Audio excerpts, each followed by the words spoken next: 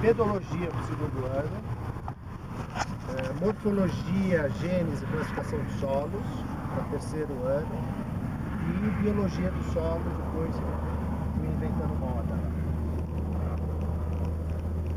E aí fui desenvolvendo também agroecologia, orgânica, biodinâmica, comecei essas brincadeiras aqui, né? Bom, e aí eu trouxe os alunos, o pessoal da pedologia aqui, né? Na hora que a gente chegou aqui, depois eu vou mostrar no slide, não pra... Vocês podem olhar no apoio acadêmico, os alunos da Débora. Todos os meus slides, tudo que eu falo, faço em aula, tá tudo no apoio acadêmico. Aí depois vocês vão lá e buscam o slide desse perfil. Quando eles chegaram aqui já... Imagina se a gente dava aula ali do lado, eu nem sabia que tinha aquele perfil. E essa é a alterita desse solo que vocês estudaram. E eu pergunto para vocês, eu agradeço essa oportunidade de dar aula para vocês, de estar dando aula, para vocês uma aula. Então, o que vocês aferiram enquanto vocês estudaram aqui?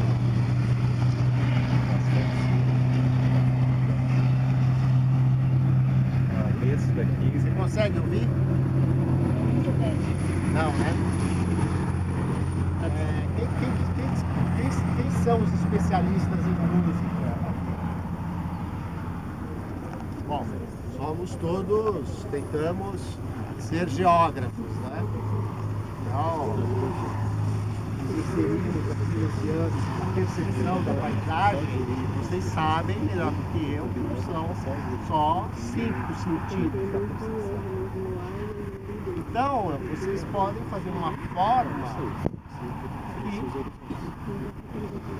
nos façam entender melhor, que o som cheira melhor a vocês, e aquele lá é minimizado de lá para cá. Porque vocês adoram estudar a forma.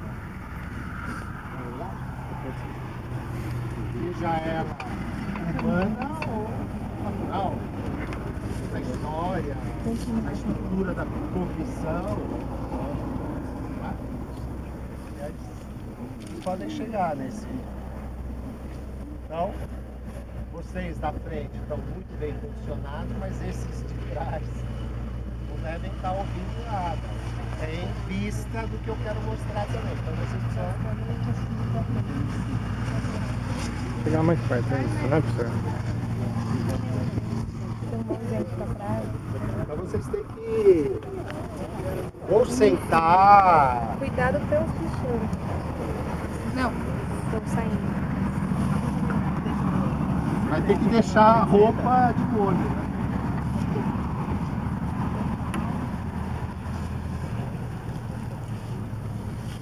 Deu certo lá? É gostoso, né? Então,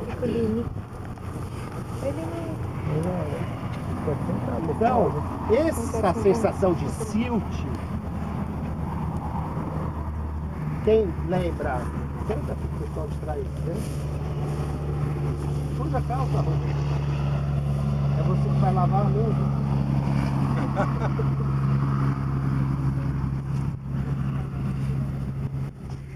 Agora ficou melhor aí.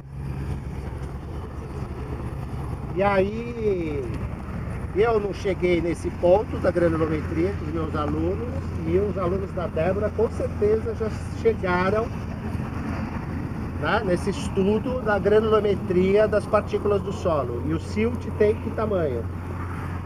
Menor do que areia. Essa é uma boa resposta, mas é assim... Esqueci o tamanho. Isso, né, entre 2 micras. João, uma micra, 1 milímetro, são quantas micras?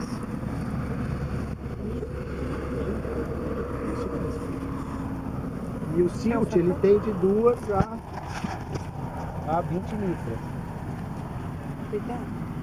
E é uma falsa sensação isso que vocês tiveram, né, do sítio.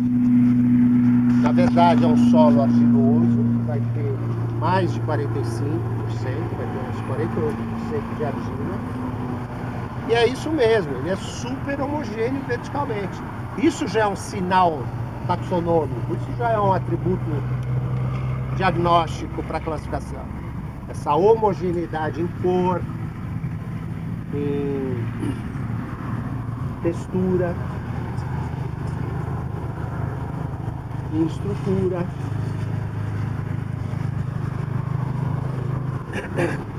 E já eu entro no porquê dessa falsa sensação do silt. Porquê da sensação que a gente chama então de pseudopartículas nesse solo.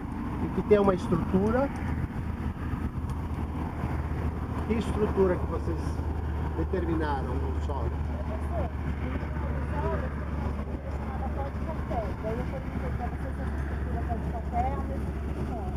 Não, grumosa é aquela do horizonte superficial do barranco escola, né? Esse resultante desse trabalho das minhocas. E aqui eles chamavam exatamente de estrutura pó de café ou granular muito fina. E são esses grânulos muito pequenos, desculpem, grânulos muito pequenos. E são esses grânulos muito pequenos que vocês não conseguem desfazer adequadamente e dar a sensação de pseudopartícula, de pseudoareia, de pseudosilt, mas não é.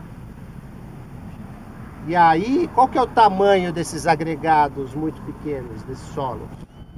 Então, essa estrutura granular muito pequena, grau forte.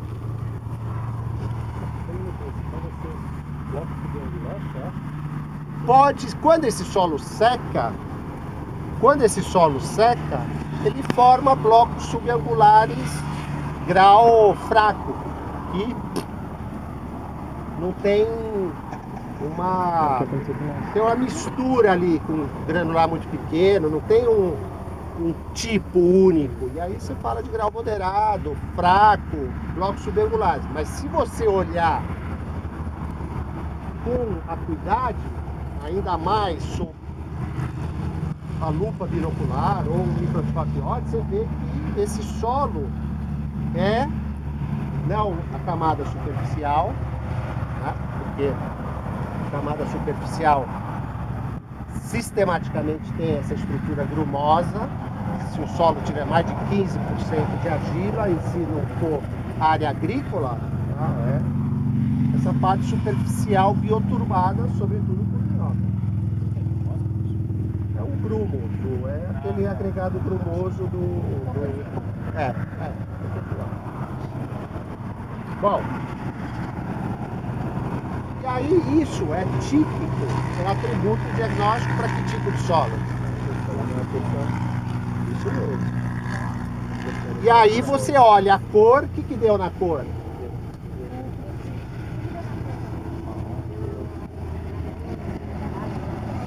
Não. Olhem a mão de vocês. Olha a minha roupa já. É vermelho.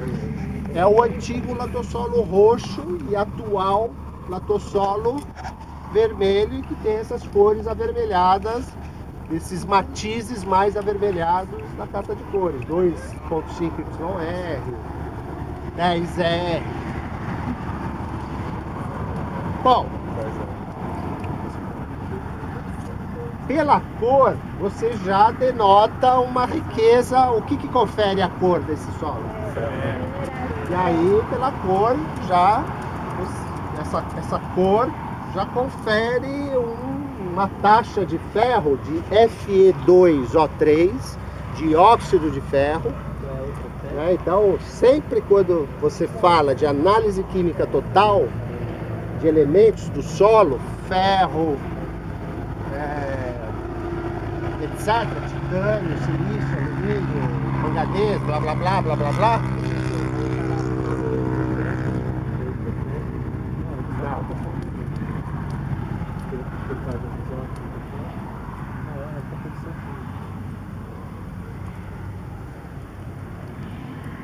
E agora eu não sei o que eu estava falando.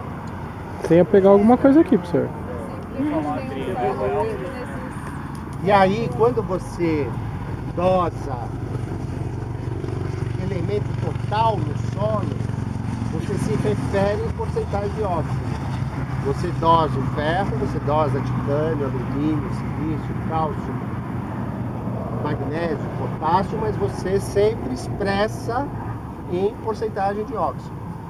F2O3, TiO2, MnO, CaO, K2O. Isso é uma coisa.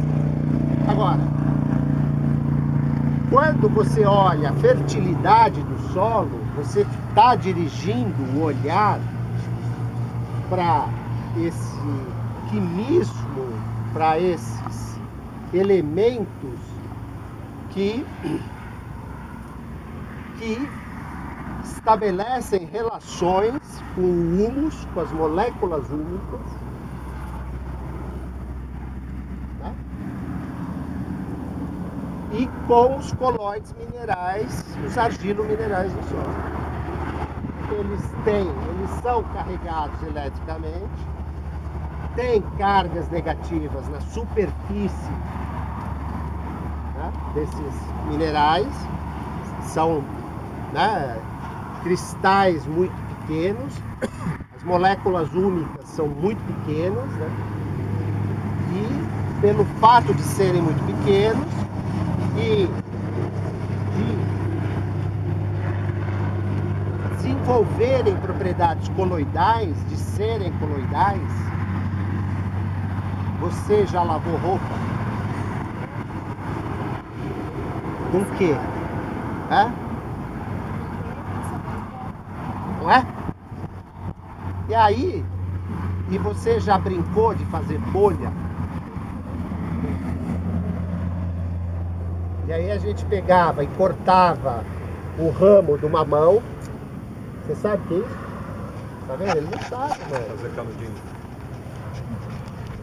Vocês veem esse processo da dissociação homem-natureza?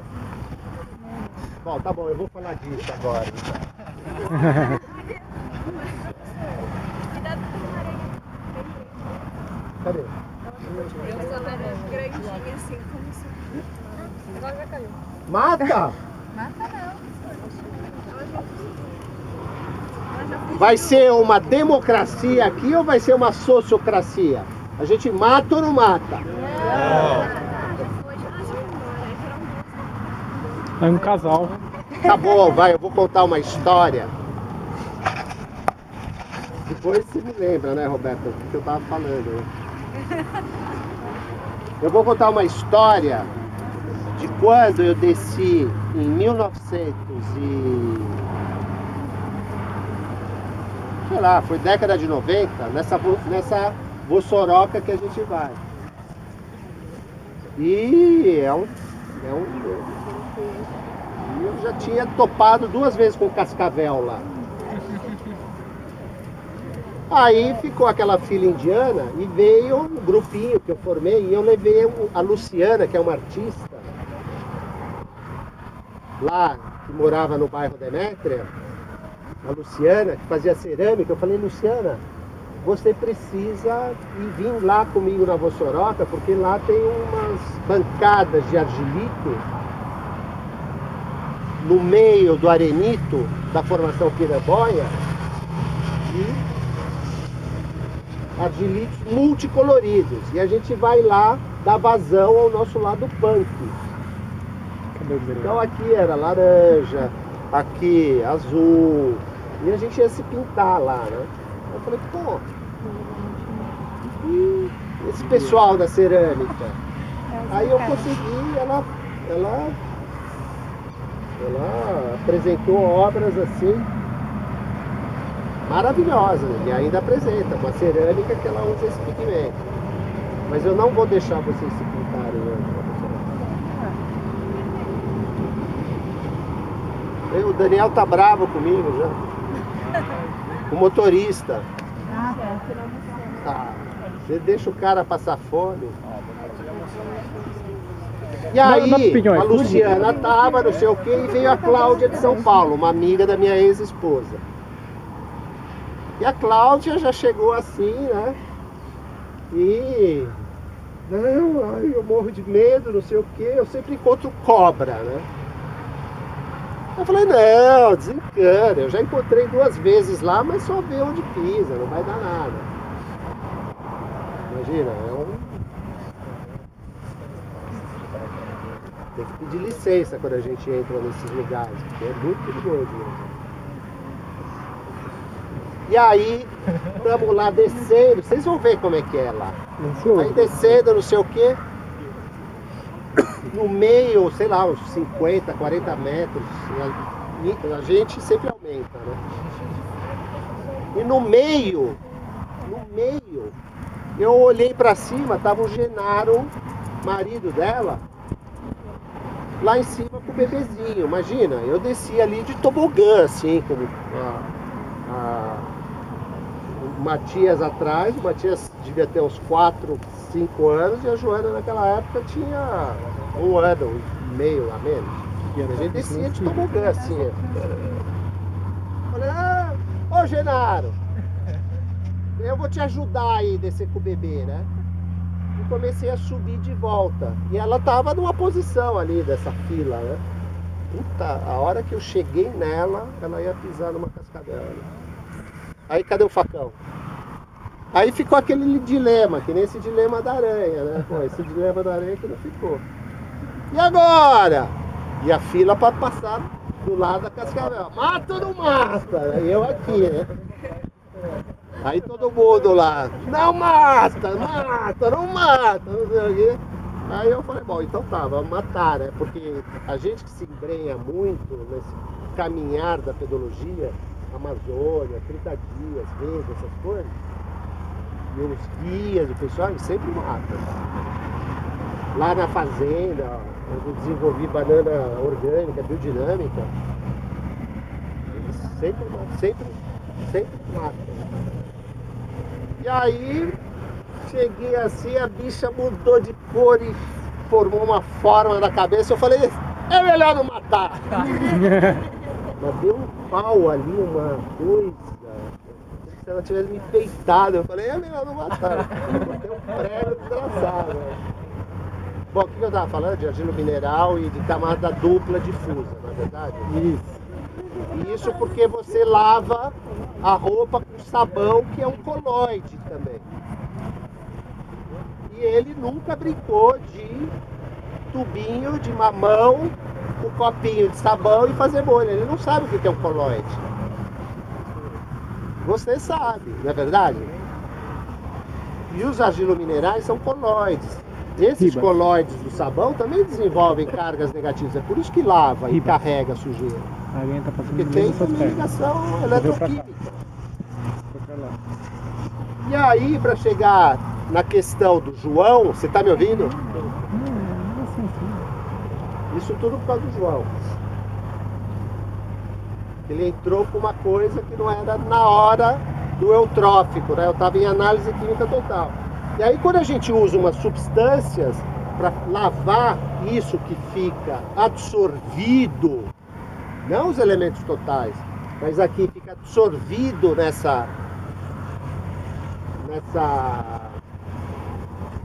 cadeia coloidal, né, úmica, minerálica, a gente usa substâncias, blá blá blá blá blá blá, dosa, e aí determina cálcio, magnésio, potássio, mas os cátions, né?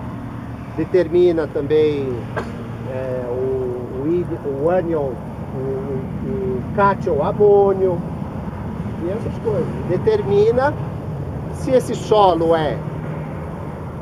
tem mais de 50% de capacidade catiônica, se tem menos, se tem muito alumínio, mais de 50%, álico, essas coisas que precisam saber um pouquinho, né? São os cátions. Ânion você vai ter fosfato, ânion, fosfato, sulfato. O mais importante do solo são os fosfatos, né? E aí, então, esse solo, ele é um solo que é rico em elementos minerais catiônicos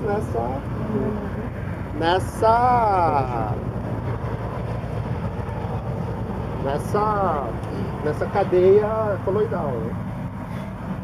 E aí você também entra isso na classificação, né? Então, o latossolo vermelho, já que tem muito ferro, você tem que ver se é mais de 15%, se é de 7,5%, e entra na taxonomia, não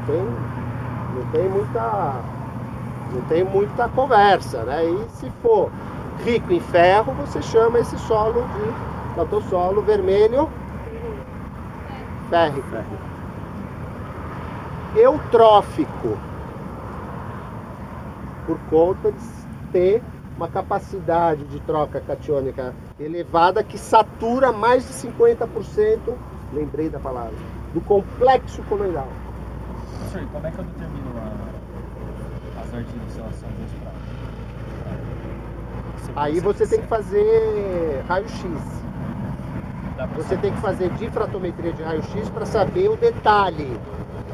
Um solo que tem essa homogeneidade estrutural, que não incha e murcha, não se fala assim, que não expande, não contrai, quando da umectação ou do ressecamento, é porque a preponderância são de argilominerais 1:1. Paulinita, principalmente. Sendo eutrófico, ele tem um pH maior que 7, no caso. Não, Não necessariamente. não, maior que 7 é solo alcalino. É alcalino. É. O eutrófico ele vai ser abaixo de 7. Você pode ter solo ácido eutrófico. Bom, essa é a rocha que dá origem a esse solo. Que rocha que é essa? Eu chutei granito, mas você falou que era granito. Aí, para você se posicionar, você olha que posição geográfica nós estamos aqui. Esse local. Na depressão. Tem granito na depressão? Não. Então você já elimina. Pode ser. E se é um solo argiloso, não pode ser formado a partir de arenito, Basalto? certo, João? Lembra, né, que você falou? Basal?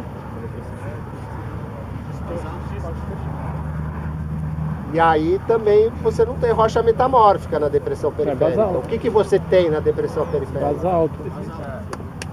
Basalto você tem na Diabásico? Cuesta e no Planalto Ocidental. Diabásico? Fala alto. Diabásico? Diabásio. Diabásio? Isso é um dique ou é um sil?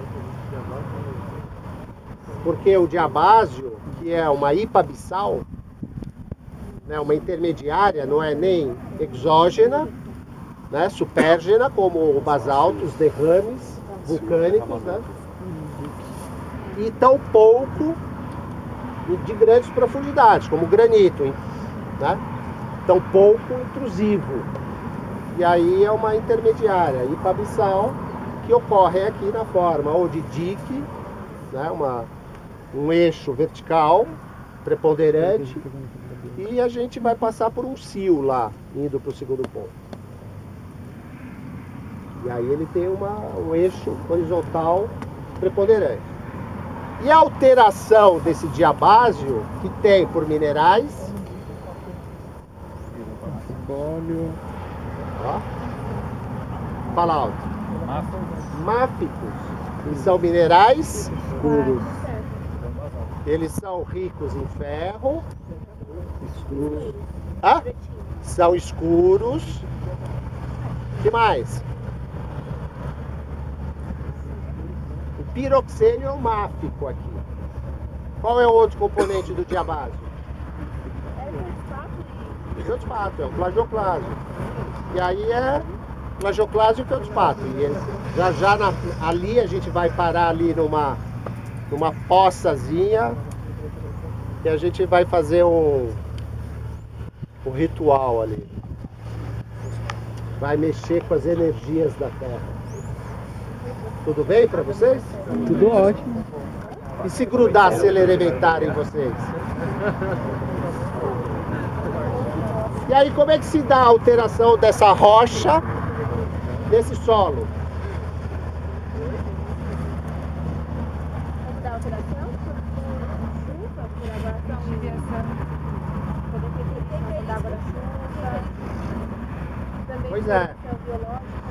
Pois é, esse é o consenso,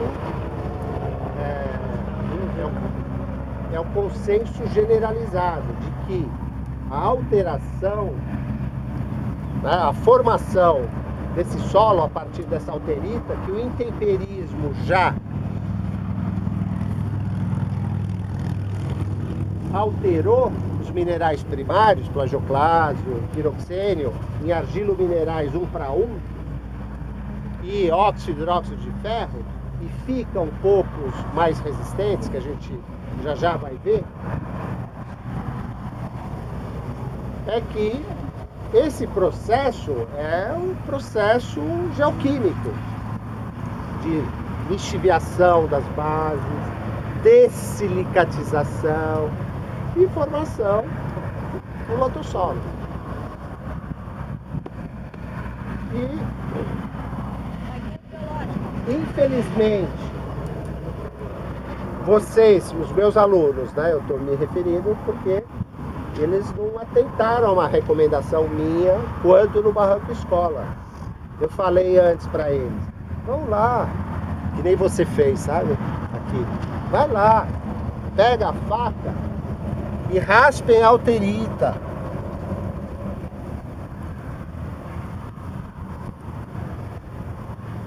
E estudem a diferenciação morfológica, né? Estudem essa forma que se transforma numa outra forma, né?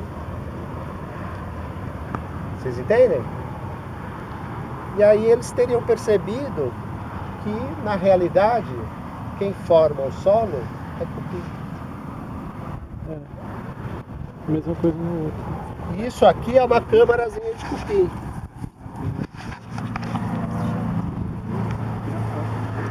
O Wesley, ele deu uma cavucadinha aqui e achou umas câmaras, eles andando aqui, aí eles fabricando o solo.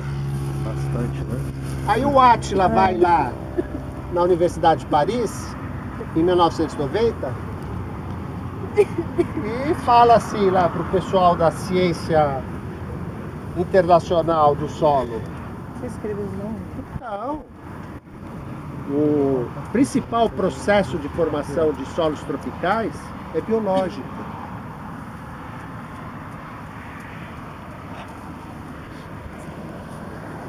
Aí já chamaram lá o pessoal que trouxe camisa de força. Já me amarraram ali mesmo, na Universidade de Paris, lá na... E na minha banca de tese estava o Georges Pedro, que é um cientista do solo da Academia de Ciências de Paris, que é um dos principais responsáveis pela elaboração dessa ideia, né, da formação geoquímica, né? E quem me sustentou politicamente, porque foi muito forte isso, imagina, você chegar e falar que o que fizeram atrás de você não era bem assim, é porque um orientador meu, eu tive dois orientadores, o principal foi o Alain Roelon, que foi presidente da Sociedade Internacional de Ciência do Solo. Ele que fez esse vídeo que vocês também assistiram, do Terra para Viver, com a Débora também. E aí ele chegou lá e falou, não, a gente precisa respeitar o objetivo científico do Átila, é um PhD. E aí foi isso. Foi necessário esse sustento político para você não rodar? É, Ou lógico. alguma... O Pierre Curmi, que era um segundo orientador, que ficava mais no cotidiano comigo, a gente brigou e eu falei em alto tom. Ele falou, não, quem manda aqui sou eu, você não vai colocar isso na tua tese. Aí, o que vocês falariam para ele? Isso que eu falei. Vai tomar no cu e sair batendo a porta. Todo mundo ouviu no laboratório. Como é que é em francês? Vai ser fútil. Se você quiser ser mais educado, você fala Le perroquet dans le coup de professeur. E aí o Alain, que estava em Montpellier, ele pegou um avião, veio o dia seguinte e deu um claque no Pierre Piomira. E fez a banca que sustenta Les Sandis d'Attila. As peraltices do Átila. Se a gente passar por uma Stone Line, depois eu falo também de um pega que eu tive com a Bissado. Mas só se vocês observarem uma Stone Line na paisagem, vocês lerem o artigo dele e lerem o outro artigo que traz 4 hipóteses. E aí eu falo. Professor, isso aqui. Pessoal, a gente vai fazer. Evidentemente, eu estou esperando chover, né? Para poder voltar pro ônibus. Né? E a gente vai fazer uma volta ali, ó. Cadê o meu fiel escudeiro? Da escala. Cavuca ali, dá uma olhada.